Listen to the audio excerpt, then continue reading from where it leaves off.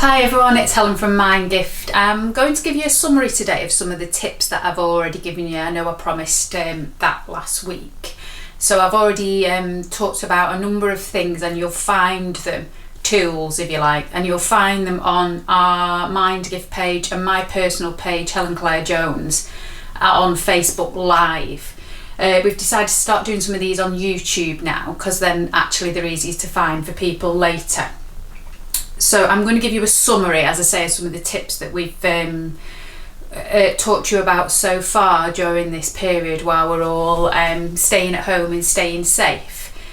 The first one was about how we can actually help and keeping that in perspective, because it is easy to feel quite helpless right now, especially if we're not in work. Those of us that are actually in work, what I'm realising when I'm talking to people is their routine's not changed much, and their, if you like, that the impact on them is less to some extent. Obviously we're all going through this in different ways. Those of us that aren't working in the same way and have got a bit more time on our hands are finding that we might feel we want to do more, but the thing we want to remember is actually staying at home and staying safe for ourselves and for the NHS is the best thing we can do, and a huge way in which we can help. The other thing obviously that we can do is keep our hands washed and try and keep our hands away from our face, and you might notice that's something that I seem to have a little struggle with. I'm learning about that. So these are really simple. They sound too simple, but they are huge things in terms of how we are helping. So if you're getting that helpless feeling, remind yourself about that. Now obviously if there are other things that you can do and you want to do, then go for your life. I know there's people doing amazing things out there that seem like little things but they're big things. So obviously if you can find other things to do, then feel free, but do keep reminding yourself that the most important, biggest thing you can do is stay home and stay safe. And remember that we're not actually locked in. We are choosing to stay home, because if you were asked, realistically, if you were asked and you knew the facts now, and someone said to you, you can go out if you want and risk getting the coronavirus and risk passing it around, or you can stay at home and really help the NHS and keep the numbers down and help the NHS be able to cope and keep your family safe, you would choose to stay in, wouldn't you? So it is a choice that we all have too. I know there's a few pockets of people that aren't quite following through with that, but in the main, most of us are, and that is essential. The second thing that's important during this time, especially again for those of us that aren't working in the traditional way and we're not connected in the same way as we normally are, is this quarantine routine. So we're all out of our comfort zone. Everything feels weird and different because it's not as it normally is. And it's good to try and keep some normality in your life. Also, whilst perhaps doing some things that are a bit different and taking some of that time while you've actually got the chance to do some of the things that you've perhaps always wanted to do and never been able to, or felt you've had the time to do. So it's good to have a purpose, it's good to have a structure. So do plan what your next day and a few days in advance are going to be, and whether that be how you're going to exercise, when you might go outside for your walk or ride or whatever it is that you run, whatever it is that you're going to do once a day. Do plan, your meals, how you might be doing your cooking, when you're going to do your shopping. Think a bit more about your food and your shopping so that you can, make sure you're getting quality meals inside you, and try and keep things as normal as possible. So if you normally speak to people daily, family, friends, whatever, then do that. Just do it in another way. Do that using all these other mediums that we've got, which are all free and wonderful out there. And I know many of you are finding ways to do that and even connect, playing quizzes with each other and having parties, etc. In terms of your family life and who you're living with, you can still obviously do things like have a movie night, plan to watch a film one night. If it's Friday night, Saturday night, plan to have a date night and have a romantic meal, and one of you do the cooking perhaps one week and one of you do the cooking the next week. There are ways in which we can plan things that are still nice things to look forward to and have some routine in our day. And as I've said, also perhaps get some of that stuff done that you've been avoiding for ages. One of ours is painting the sheds outside and painting the kitchen. So yeah, we're going to be doing that. But you know, many of you have got painting the fences, I know, or clearing out the wardrobes and lots of other things like that. So plan those things in, get some structure, and when you feel like you've got a purpose, and then when you feel like you've achieved things, you will also, I think, be able to sleep better at night. Because if we're just, the day's just wasting away because we're actually overthinking and spending so much time up here in our own heads, that's when our sleep gets affected. And as I've said already, sleep is really important. Sleep is more important than food. So if we're not sleeping well, we can start to feel poorly quite quickly. Then I come to a couple of things that sometimes do happen in our head. One is the what if game. So if we're doing that catastrophizing and we're not distracting ourselves enough, we're not keeping busy enough, then what we can be doing is starting to think what if X, what if Y, which are usually bad things. And I've mentioned to you all that we usually cheat at this game. So the key to this game is, if I'm going to start saying to myself, what if I get sick? What if one of my family members gets sick? Then what if we all stay really well and healthy? What if we stay fit? Yeah?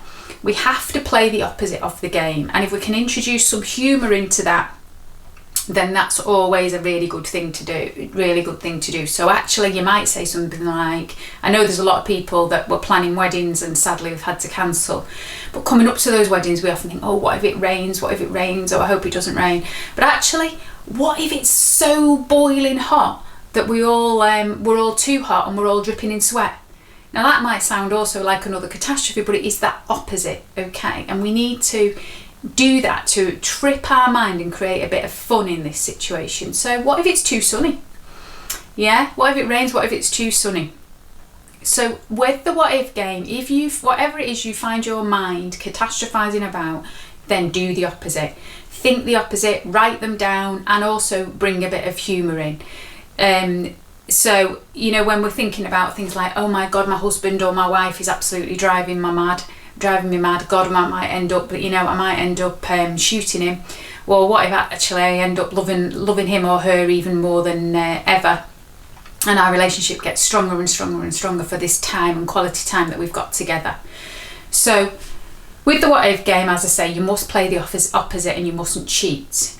When it comes to bad language, and if you remember I talked to you about the use of bad language and affirming things to ourselves and making statements that are unhelpful, and how when we make statements that changes, whether we're thinking them or talking about them, that changes the way we visualise things in our mind, and then the way we feel, and our emotions, our internal physiology and our external physiology changes. And that leads to the result. And one of mine way back that I used to do when I was having panic attacks in my 30s, one of the things I used to affirm to myself that I thought in some way was ridiculously helpful was, oh no, I've got to go to the supermarket, and I always have a panic attack in the supermarket.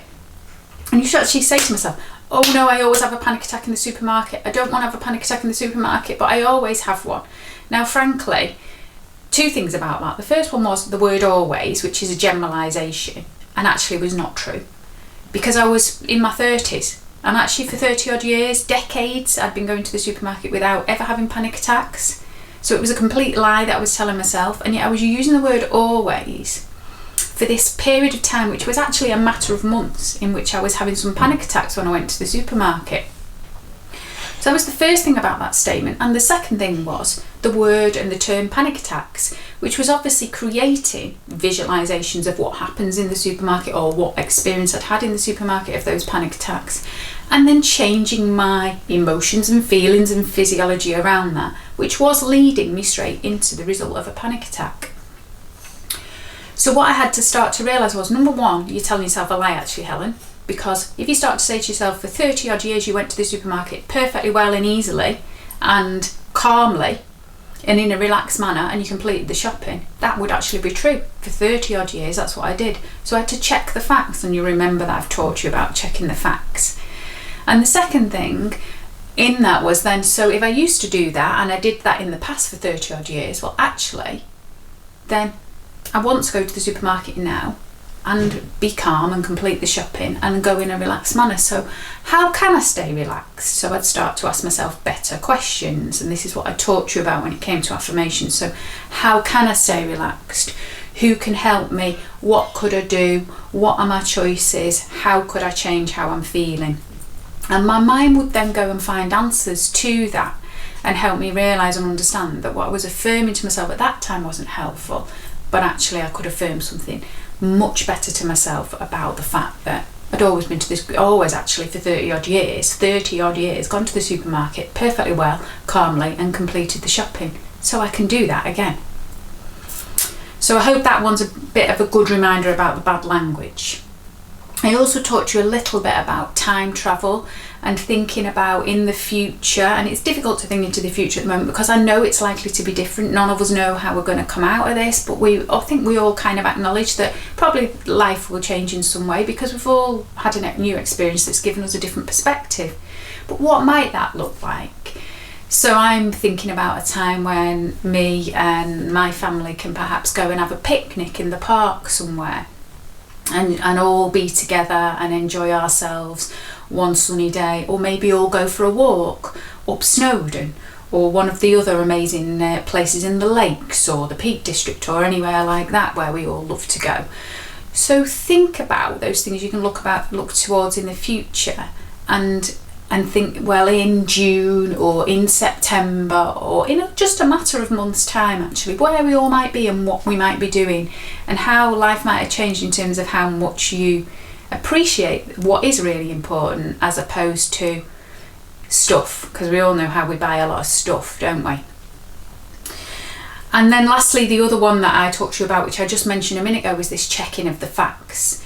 So I'm just going to quickly remind you that we're all susceptible. Yeah, we're all a bit gullible to some of the things we're being told. And that's why within the quarantine routine, it's important to limit the amount of use and limit the time you're spending on social media and who you are, whose company you're in, if you like, and just be really careful about that. Because whilst it's good to be connected, some things actually bring us down. So always be in tune to how whatever it is you're looking at or listening to or talking to is making you feel.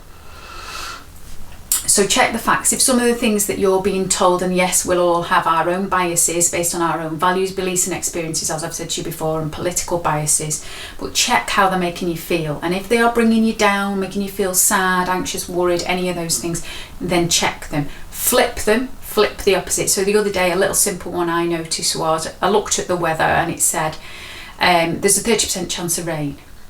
And I sort of thought to myself, well, so there's a 70% chance it will be dry. I'll take that, 70% chance of dry, yeah. But the way it was presented to me was there's a 30% chance of rain. So flip the facts, check the source of the facts. So the other thing I do is I check 3 weather apps, because you know they all say different things, don't you? And it's the same with the news. Check 3 different sources of news, for example. Check 3 different scientific advisors, for example, and see what they're all saying to get a different perspective if something is bothering you and you need to try and find out the facts for yourself. Okay, actively check the source as well. Is it a valid source and it's not your friend's, auntie's, cousin's, neighbour that's telling you? Remember that one. That's always really important. Where's the information coming from and is it reliable? Search the opposite, be aware of your own biases, as I say, and then flip them. And those things will all help you deal with some of the information overload that is coming in at the moment and making us all sometimes feel anxious, worried, uncomfortable, etc., etc. I can't stress enough to you how important it is to limit the amount of that information that's coming in and those sources of information. If you seem to be getting a lot of information that is affecting you with some kind of negative emotion, ask yourself why. It might be that you've been responding to it in some way, liking, commenting, sharing, for example, on one of the social media sites, which will mean it will come at you in droves. So be aware of that and try and remove yourself out of it and spend time within your quarantine routine distracting yourself, doing things that you might enjoy. So I hope that's been helpful in terms of a summary. So how we can help, get some routine, the quarantine routine, be mindful of the what if game and make sure you're not cheating. Be really mindful of your language and what you might be affirming to yourself, and instead ask yourself a question. get some perspective by travelling into the future in your mind and thinking about how you might like to behave and be when you come out of this, and what you might like to be doing, and check the facts. Okay. And a couple of you have been asking me some questions on some of these tips and tools that I've been giving you, so I'm just going to answer a couple of those if that's all right before I leave you today. So one of my clients asked me what to do when they're struggling with the what if game and the what if opposite, because what they were finding is they do the what if opposite. For example, you know, what if I get sick, or what if I stay well, and actually they feel the mind chatter back at them and say that well, that's a load of rubbish, that's not working, etc, etc. And it's what comes up is resistance. It is very normal to feel resistance. Your mind's confused, it's having a little battle at the moment, and so resistance is normal. And your normal neural pathways go A, B, C, D, E. You've built them over time. It's like dot to dot, I call it, in your mind. And what you're wanting to do is trick it a little bit, and you want it to go A, B, C, Z. So the best way to do that is actually trick it with humour or something extreme. So if you might be saying, oh God, what if my husband drives me mad and I'm going to divorce, what if I divorce him, or what if we get divorced, for example? Well, I go something like, well, what if he shoots me? What if he shoots me and ends up in prison? Then we'll be separated. And these are really ridiculously daft things, but actually they trick the mind because they seem so daft that they flick our neural pathway into something else, and they sort of introduce a little bit of a shock. Humour does that as well. As I say, there's lots of funny jokes out there at the moment. So, you know, what if what none of us were thinking, what if I run out of toilet roll, were we originally in January this year? But suddenly we all started having a panic attack about not being able to get a toilet roll. Well, what if I actually just wipe my backside with a pot noodle lid, was one of the jokes that I saw. So it doesn't necessarily have to be the complete opposite, but it can be something quite silly, and that can trick your mind and calm your mind down because it can make it laugh. Okay, so that would be the first thing that I would try and do. Not just think of the direct opposite, but think of something a bit more extreme and silly to trick your mind. When it comes to the time travel, someone was asking me how they could do that, because when they're trying to travel into the future, they're thinking about what their current future would be, is what I realised. So they're trying to still keep that world as normal. So ours was, we were going to go to Spain, we were going to ride our motorbike back in June from Spain, and then we were going to ride it back to Spain in September. Now that's all a little bit up in the air, because thinking logically about it, we can't get to Spain to get back from Spain to get back, to go back again, if you like. So trying to envisage that at the moment would bring up some resistance within me, because my mind is going to go, well, that's not happening. Who knows what's happening? You can't possibly know. You know, they don't know when the flights might be flying again, etc, etc. So instead, I'm thinking about a new normal. I've no idea what might happen with that. It might happen and it might not. So in the meanwhile, what can we do here? Well, what if we go away what if we think about going away camping somewhere, or for a weekend or a night in a hotel, or as I say, we're going for a walk in the lakes somewhere. So think of other things that feel a little bit different, something you really want to do but feel a little bit different, interesting, exciting, new things that you might not have ever thought about doing before, as opposed to what you did have planned that all seems a little bit uncertain at the moment, because that's what we're all trying to deal with. There I go, touching my face. We're all trying to deal with that uncertainty, and the way to do that, I think, is again, keep tricking your mind into a different state. Okay, so I hope that's helpful, because things are likely to be different. I think we all get that, but that doesn't mean they won't be nice again, does it? It doesn't mean we can't do nice things. I think we'll actually all have a different sense of appreciation about what actually is nice in terms of spending time with the people we love, won't we? So things will be different, undoubtedly, and that's what your brain is throwing up at you and challenging you on, and that's what's giving you the resistance. But that doesn't mean there can't still be something to look forward to, because of course we'll be through this and there will be things to look forward to, because history tells us that. And then the last question one of the last questions I had was from someone who was telling me how frustrated they are because they actually noticed how much bad language they're using. Bad in terms of that negative language and things they say to themselves that make them feel uncomfortable and are unhelpful. And they've never noticed that before. And the thing about that is, no need to be frustrated. Actually, what I want you to be is celebratory about that. It is brilliant if you are now noticing that kind of language that you're using that is unhelpful and having an impact on you. Because as you've said, you were doing it before an automatic pilot. We all do it, and you didn't have a clue, and it was going on in your mind, and it was making you feel bad, and you didn't know that was happening. Now, if you're noticing it, then every time you notice it, I want you to actually high five yourself and say, well done me, that's brilliant, I've caught myself doing that, I'm aware, what can I do about it? What are some of the tips and tricks?